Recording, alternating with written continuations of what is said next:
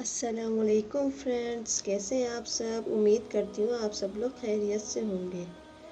آج جو میں اپنی ویڈیو لے کر آئی ہوں وہ ہے قربانی کا حکم، قربانی کے مسائل و فضائل پر مشتمل حدیث مبارکہ اور ایک سوال اور اس کا جواب، جو آج ہمارے جو مہینہ چل رہا ہے ذوالحجۃ الحرام، اس کے حوالے سے بہت ہی مفید ہوگا۔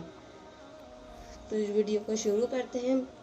ذوالحجۃ الحرام بہت جلد اپنی بھاریں لٹائے گا۔ اس کی آمد ہوتے ہی سنت ابراہیمی کی یادیں تازہ ہو جاتی ہیں۔ ہر سال لاکھوں لاکھ مسلمان اس ماہ مقدس میں اللہ عز و جل کے حکم کی بجا آوری سنت ابراہیمی اور سنت مصطفیٰ صلی اللہ تعالیٰ علیہ وآلہ وسلم کے لیے کمر بستہ دکھائی دیتے ہیں۔ ہر صاحب استطاعت مسلمان کو چاہیے کہ وہ رضا الہی کے حصول اور سنت ابراہیمی کی ادائیگی کی نیت سے اس مہینے میں مال حلال سے قربانی کا فریضہ سر انجام دے، کیونکہ یہ بہت بڑی سعادت کی بات ہے۔ قرآن کریم میں قربانی کا ذکر کرتے ہوئے ارشاد ہوتا ہے، ترجمہ کنز ایمان، تو تم اپنے رب کے لیے نماز پڑھو اور قربانی کرو۔ امام فخر الدین رازی رحمۃ اللہ تعالیٰ علیہ اس آیت مبارکہ کے تحت فرماتے ہیں کہ حنفی علماء کرام نے اس آیت سے یہ استدلال فرمایا کہ قربانی واجب ہے۔ حضرت علامہ سید محمد آلوسی بغدادی رحمۃ اللہ تعالیٰ علیہ فرماتے ہیں کہ اکثر علماء کرام اس بات پر متفق ہیں کہ نحر سے مراد قربانیوں کا ذکر کرنا ہے، اور بعض نے وجوب قربانی پر اس آیت سے استدلال کیا ہے۔ احادیث مبارکہ کے قربانی کے فضائل و مسائل سے مالا مال ہے۔ آئیے قربانی کے فضائل پر مشتمل 4 فرامین مصطفیٰ صلی اللہ تعالیٰ علیہ وآلہ وسلم سنتے ہیں۔ قربانی کرنے والے کو قربانی کے جانور کے ہر بال کے بدلے میں ایک نیکی ملتی ہے۔ جس نے خوش دلی سے طلب ثواب ہو کر قربانی کی تو وہ آتش جہنم سے حجاب یعنی رک ہو جائے گی۔ اے فاطمہ، اپنی قربانی کے پاس موجود رہو، کیونکہ اس کے خون کا پہلا قطرہ گرے گا تمہارے سارے گناہ معاف کر دیے جائیں گے۔ سبحان اللہ! انسان قربانی کے دن کوئی ایسی نیکی نہیں کرتا جو اللہ عز و جل کو خون بہانے سے زیادہ پیاری ہو۔ یہ قربانی قیامت میں اپنے سینگوں، بالوں اور کھوروں کے ساتھ آئے گی، اور قربانی کا خون زمین پر گرنے سے پہلے عز و جل کے ہاں قبول ہو جاتا ہے، لہٰذا خوش دلی سے قربانی کرو۔ حضرت علامہ شیخ عبدالحق محدث دہلوی رحمۃ اللہ تعالیٰ علیہ فرماتے ہیں، قربانی اپنے کرنے والے کے نیکیوں کے پلے میں رکھی جائے گی، جس سے نیکیوں کا پلڑا بھاری ہوگا۔ حضرت سیدنا علامہ علی قاری رحمۃ اللہ تعالیٰ علیہ فرماتے ہیں، پھر اس کے لیے سواری بنے گی جس کے ذریعے یہ شخص بآسانی پلصراط سے گزرے گا، اور اس جانور کا ہر عضو مالک یعنی قربانی پیش کرنے والے کے ہر عضو کے لیے جہنم سے آزادی کا فدیہ بنے گا۔ سبحان اللہ! ہم نے قربانی کے فضائل سنے کہ عید قربان پر اللہ عز و جل قربانی کا فریضہ سر انجام دینے والے خوش نصیبوں کو ان کے جانوروں کے ہر بال کے بدلے ایک نیکی عطا فرماتا ہے۔ سبحان اللہ! قربانی کرنے والوں کو جہنم کی آگ سے نجات عطا فرماتا ہے۔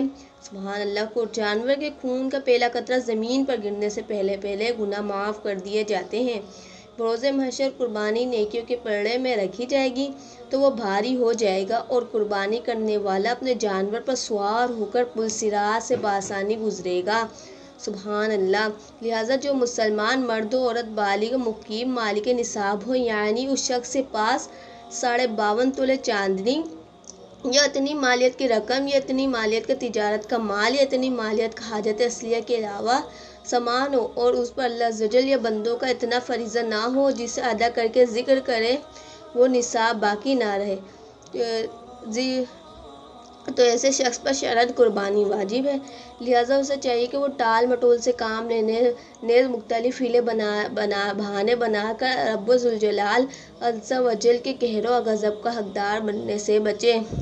یاد رکھیے، قربانی واجب ہونے کے باوجود اس کی ادائیگی نہ کرنا گناہ ہے، اور نبی کریم صلی اللہ علیہ وسلم نے ایسے لوگوں کے بارے میں فرمایا، جس شخص میں قربانی کرنے کی وسعت ہو پھر بھی وہ قربانی نہ کرے تو وہ ہماری عیدگاہ کے قریب نہ آئے۔ استغفر اللہ! اب ہم نے بولا تھا کہ میں اس کے اندر آپ کو ایک سوال اور اس کا جواب بھی بتاؤں گی۔ تو سوال ہے क्या कर्ज लेकर भी कुर्बानी करनी होगी?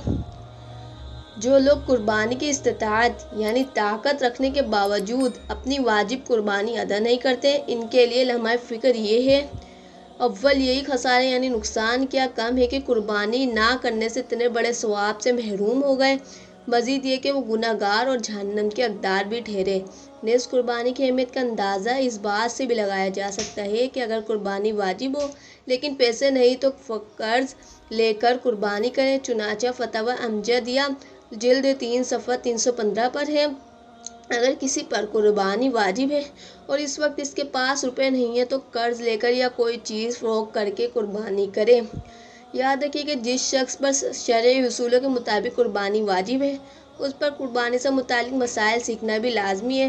फ़ी ज़माना इल्म दीन से दूरी के बायस मुसलमानों की एक तादाद इस अहम फरीज़े को भी कमा हक़्क़ा जैसे इसका हक़ है अदा नहीं कर पाती। हमारे मुआशरे में एक तादाद ऐसी है जिनकी दीनी मालूमात का हाल ये है कि एक ही घर में रहने वाले मुख्तलिफ मालिक निसाब अफराद पूरे घर की तरफ से एक ही बकरा कुर्बान कर देते हैं और कुर्बानी के लिए कैसा जानवर होना चाहिए, किस ऐब की वजह से कुर्बानी नहीं होगी, इन्हें मालूम ही नहीं होता और वो कुर्बानी करने के बाद इस खुशफहमी में मुब्तला रहते हैं कि हमने भी सुन्नत इब्राहिमी पर अमल कर लिया और हमारा वाजिब अदा हो गया, हालांकि इनके ज़िम्मे वाजिब की अदायगी बाकी रहती है। इसलिए कुर्बानी के अहकामात का इल्म होना भी बहुत ज़रूरी है।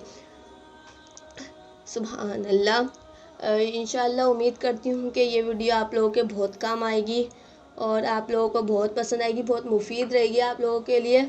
ज़ुल्हिज्जतुल हराम में तो अपनी दुआओं में हमें भी याद रखिएगा और ज़्यादा से ज़्यादा हमारी वीडियोस को देखिएगा और लाइक करिएगा और ज़्यादा से ज़्यादा शेयर करिएगा ताकि लोगों को भी इस बातों